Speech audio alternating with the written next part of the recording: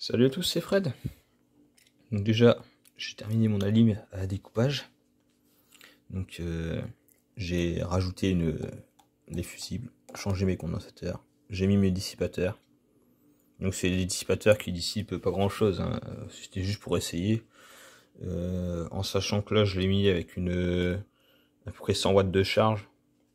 Je suis à peu près à 80 degrés sur mon dissipateur après un long fonctionnement. En sachant que l'amplificateur, je vais pas le faire taper à 100 watts, hein, parce que je tiens à mes oreilles quand même. Non, même si je le fais taper à 100 watts, je vais pas le faire taper en permanence à 100 watts. Donc à la limite, je vais lui trouver un petit ventilateur ou alors je vais venir mettre un dissipateur directement au-dessus de ça, quoi. Un deuxième dissipateur. Ensuite, là le fusible, faut que je le change. Faut que je mette un fusible rapide en 15 ampères. Ensuite, si je dis pas de bêtises, j'ai foutu mes deux fusibles en sortie, j'ai changé mes selfs. Donc j'ai mis des selfs de 33 micro Henry. Bah pour l'instant j'ai pas le retourné le circuit parce qu'il est quand même à 80 degrés, donc j'ai pas envie de me cramer les pattes, si tu vois ce que je veux dire. Donc là en attendant, je vais expliquer un peu. Là j'ai récupéré les diodes sur un vieil ampli de merde qui a cramé. Donc c'est une diode à une anode commune et une cathode commune. Donc comme ça au moins j'ai mon pôle négatif et positif.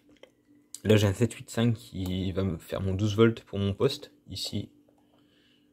Et ensuite, si je dis pas de bêtises, encore une fois, si je retrouve cette affaire, où est-ce que je l'ai mise?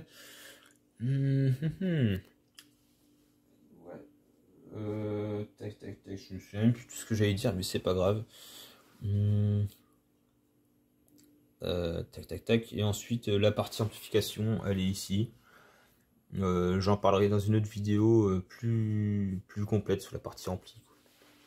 Que je dise pas de bêtises. J'en dis souvent des bêtises, donc j'évite de dire trop de conneries. Là ici, j'ai mon potard de réglage du feedback du TL074, 494.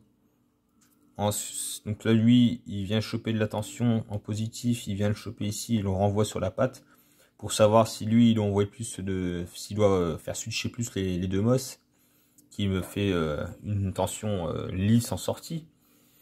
Et donc là, mon montage il fonctionne.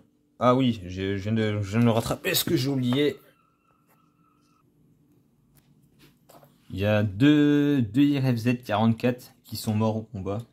Parce que en fait, quand j'ai remis en service l'alimentation, parce qu'à la base l'alimentation elle était pas, j'ai rajouté le dissipateur, j'ai rajouté les circuits, et comme un gros con, j'ai débranché mon feedback. Ça veut dire qu'en gros là, j'avais plus de tension qui arrivait.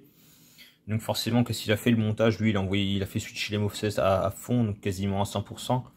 Donc quand les deux MOS switch à 100%, ça fait un court-circuit au niveau du transfo. Et donc là les MOS ils ont cuit. D'ailleurs on voit le fusible, il a eu chaud le fusible. Et donc forcément j'ai fait les essais avec cette alim là, qui est capable d'enlever 30 ampères. Donc les MOS ils ont pris cher. Donc ensuite après j'ai fait des tests. J'ai fait mes tests avec une petite alim de PC portable de 12 volts. 12 ou 15 volts je crois, ouais c'est 15 volts si je dis pas de conneries.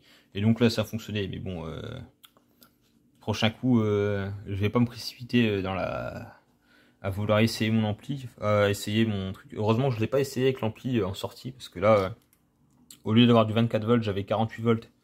Donc je peux te dire que celui-là, à 48 volts, il aurait décollé, on l'a retrouvé en Chine limite, tu vois. Et donc là c'est tout, c'est fonctionnel. En parlant de fonctionnel, hop là, tac. Ça c'est la température qui est mesurée avec un thermocouple ici. Hop. Et donc là, bah pareil, j'ai mes 100 watts de charge que je vais pas faire fonctionner trop longtemps. Je me dirai après le culot des ampoules, il doit pas être chaud. C'est le parquet, voilà quoi. Hop. Et si je fais faux contact ma prise de courant, le mec il est prêt à débrancher si ça explose. Tu vois.